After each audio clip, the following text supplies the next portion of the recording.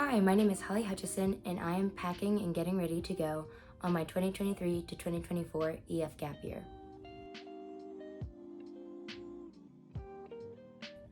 I was a little nervous when it came to packing because I'm a bit of a chronic overpacker, and so I typically struggle with this kind of thing.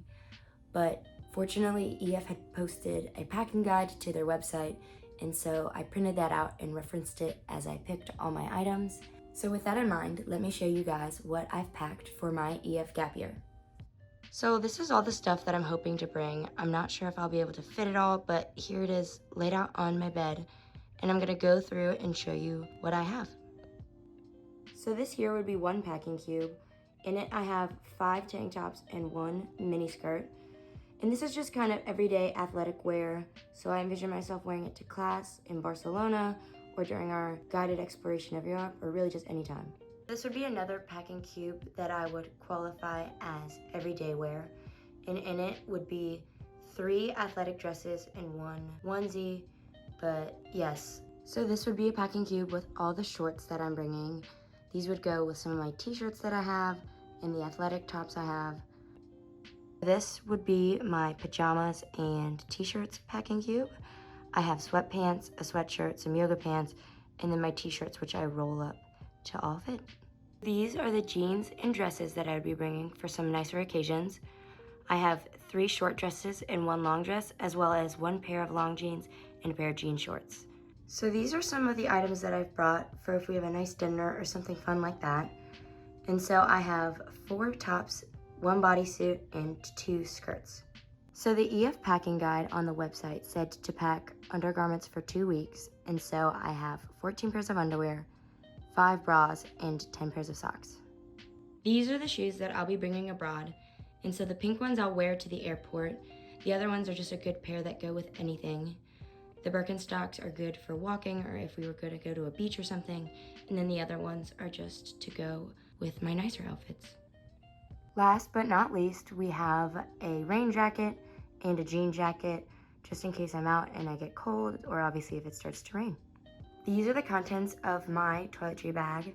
I have a bunch of mini products that I got from Target, so my shampoos, some shaving cream, moisturizers, anything like that. I brought 2 sets of the shampoo and conditioner, as well as the body wash, and just 1 of everything else. I figure if I use it, then I can just get more while I'm abroad. But yeah, these are just some of the basic items I brought and are in my toiletry bag.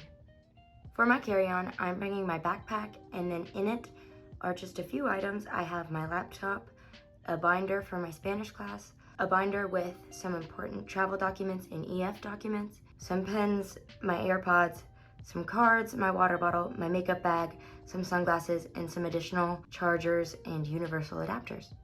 So these are all the items that you saw, but now in my packing cubes.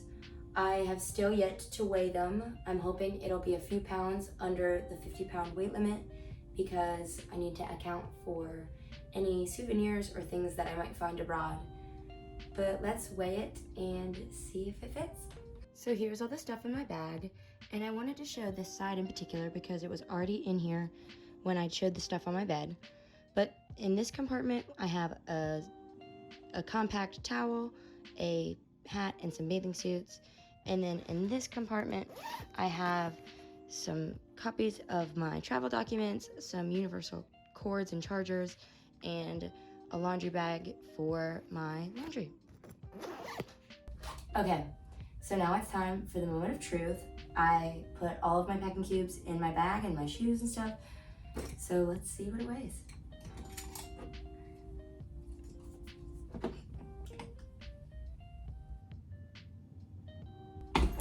It's saying 46, which I think is pretty good, considering I thought it would be way over, so I'll take it.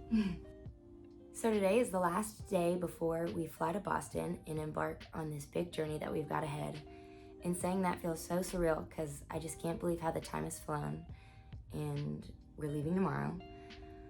But with that being said, as I reflect on packing and preparing for the journey ahead, I will say that I could have followed the EF packing guide a lot better, but that makes sense for me because I'll actually be home in October for a few days for my brother's wedding, And so during that time, I will take out any of the stuff in my bag that I don't get a lot of use out of or is just taking up space and replace it with my work boots and some gear that I'll need for my service portion when I'm in Thailand. So all that I've brought makes sense to me, but if you're watching this, just reference the packing guide because for the basics, they've got you covered. And then as I think about my feelings going into the year, I'm just so excited and a little bit nervous, which I think is only human, but the excitement tops that 100%. And I can't wait for all of the fun that this year will bring, and I'm even excited to face some of the challenges that I know there will be. I think the whole year is about adapting to situations that arise unexpectedly and learning to overcome them. And so with packing and with the year ahead, I'll adapt, see what I need, see what needs to be done, and go from there. And so I'm excited about this year of growth, about making friends, about seeing so many new things and trying so many new things, and just growing as a person overall.